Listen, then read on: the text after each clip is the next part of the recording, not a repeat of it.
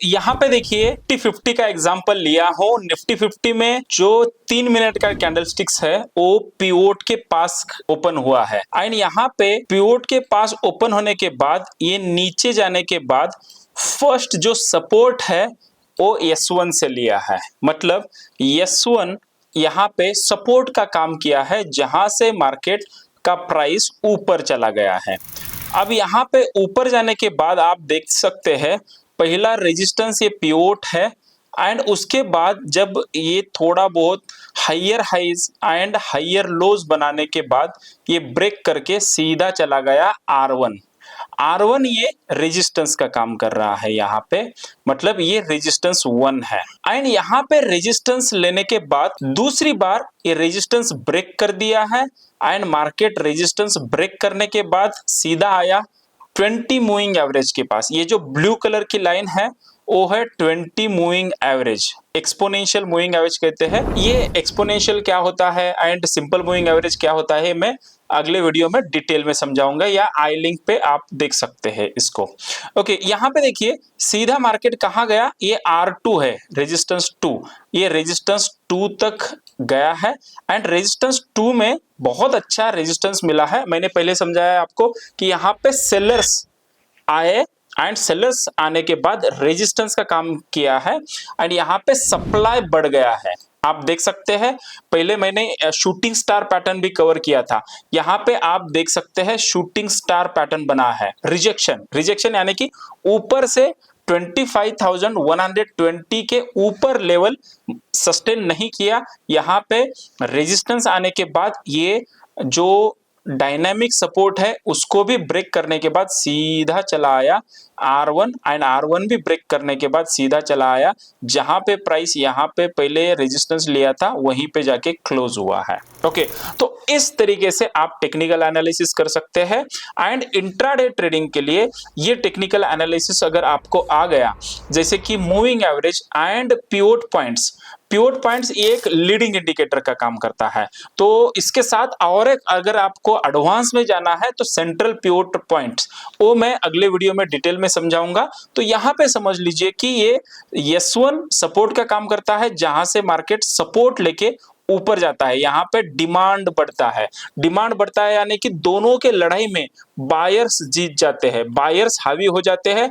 Buyers को ये लगता है कि 24,950 के आसपास जो लेवल है वो बहुत सही है जहां पे बाय करना चाहिए। तो यहाँ पे इंस्टीट्यूशनल प्लेयर बाय करते हैं एंड यहाँ पे जो सेलर्स है सेलर्स ट्रैप में फंस गए हैं एंड ये सेलर्स ट्रैप में फंसने के बाद पूरा समय अगर आप देखते हैं ये सेलर्स को लॉस हुआ है एंड बायर्स को प्रॉफिट हुआ है। अब आपको ये जानना है कि कौन से साइड मार्केट जाने वाला है, सपोर्ट कहां पे है, रेजिस्टेंस कहां पे है।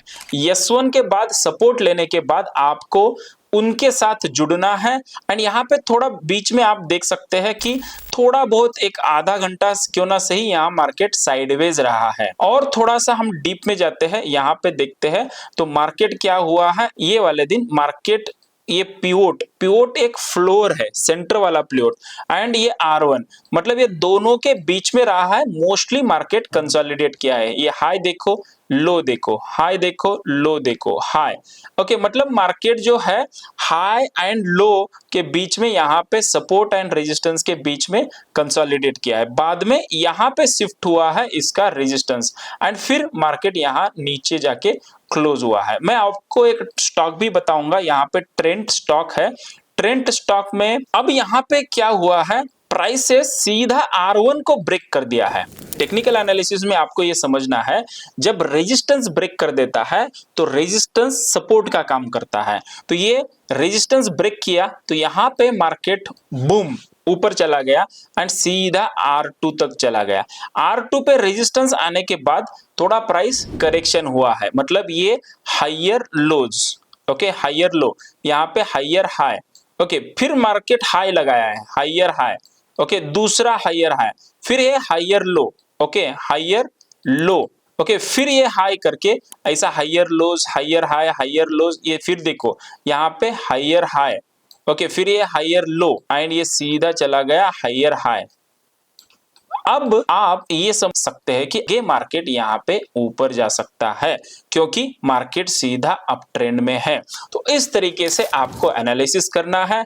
बहुत आसान हो जाता है जब आप टूल्स का इस्तेमाल करते हैं। देखो, जब भी गाड़ी पंक्चर होती है तो कुछ टूल्स का इस्तेमाल करके उसका पहिया निकाला जाता है।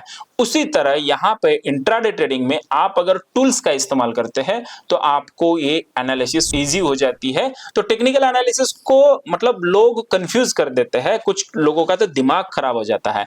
लेकिन आपके पास ये टूल है, आपके पास ये ब्रह्मास्त्र है, तो आप बहुत आसान तरीके से इसको ट्रेड कर सकते हैं। और मैं आपको ज्यादा एग्जांपल दिखाता हूं। यहाँ पे देखिए प्राइसेस क्या हुआ, यहाँ पे ये फ्लोर के नीचे है, मतलब सेंट्रल जो पिवोट है, पिवोट पॉइंट्स के नीचे है। अब ये ज्यादा पिवोट पॉइंट्स क्या है और थोड़ा डिटेल में अगले वीडियो में समझाऊंगा। इसको आप सब्सक्राइब करके रखना ट्रेडिंग डायरेक्शन यूट्यूब चैनल को, एंड उसके बाद आप इसको बेल नोटिफिकेशन को ऑन कर रखना, ताकि जो अगला वैल्यूएबल वीडियो आपके पास आने वाला है तब आपको तुरंत पता चले, सबसे पहले आप उसको देख लें। यहाँ पे देखो मार्केट चला गया नीचे। उस दिन ट्रेंड का मतलब जो 27 तारीख को ये मार्केट डाउन ट्रेंड में था, हायर लोज बनाया, लो बनाने के बाद ये हाई किया। अब देखो ये हाई पिछले हाई को तोड़ा नहीं, उसके नीचे रहा, तो ये फिर लो बनाया, लो को जरूर तोड़ा, फिर यहाँ पे ऊपर जाके बाद दूसरे बात यहाँ लो को फिर तोड़ा, यहाँ पे हाई गया, हाई ने पिछले हाई को नहीं ब्रेक किया लेकिन पिछले लो को जरूर ब्रेक किया।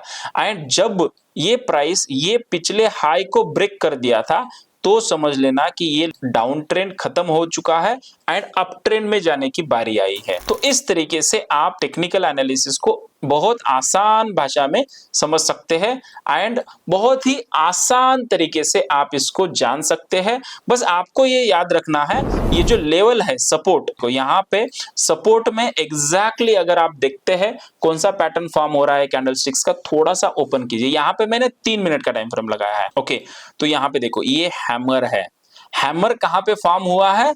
सपोर्ट पे, मतलब सपोर्ट आया है वहीं पे हैमर है। इसका मतलब दोनों कंफर्मेशन हो रहा है डबल फोर्स के साथ। यहां पे आप बाय कर सकते हैं एंड जो भी ये ट्रेडर यहां पे बाय किए हैं उनको अच्छी तरह से लाभ हुआ है। अगले दिन यहां पे इनसाइड गैप अप भी ओपन हुआ है, मतलब मार्केट क्लोज होने के बाद सीधा अगले दिन 9:15 को सीधा गैप अप ओपन हुआ है, वो भी इनसाइड। तो यहाँ पे आप इसको 2 मिनट का टाइम फ्रेम भी लगा सकते हैं, 1 मिनट का टाइम फ्रेम भी लगा सकते हैं, जैसे कि मैं यहाँ पे 1 मिनट का टाइम फ्रेम लगाया हूं। अब 1 मिनट के टाइम फ्रेम में देखो थोड़ा सा मार्केट स्ट्रक्चर थोड़ा सा अलग हो जाता है, बट जब आपके पास लेवल्स रेडी होते हैं तो टाइम फ्रेम उतना मैटर नहीं करता है, बस आपको कंफर्मेशन के लिए उसको इस्तेमाल करना है। देखो यहाँ पे एक अच्छा ग्रीन कैंडल फॉर्म हुआ है 1 मिनट के टाइम फ्रेम में, फिर ये रेजिस्टेंस लेके फिर यहाँ पे सपोर्ट जहां पे 20 मूविंग एवरेज आया है वहां पे बुलिश एंगल्फिंग पैटर्न बना हुआ है। उस बुलिश एंगल्फिंग पैटर्न पे आप एंट्री लेके एक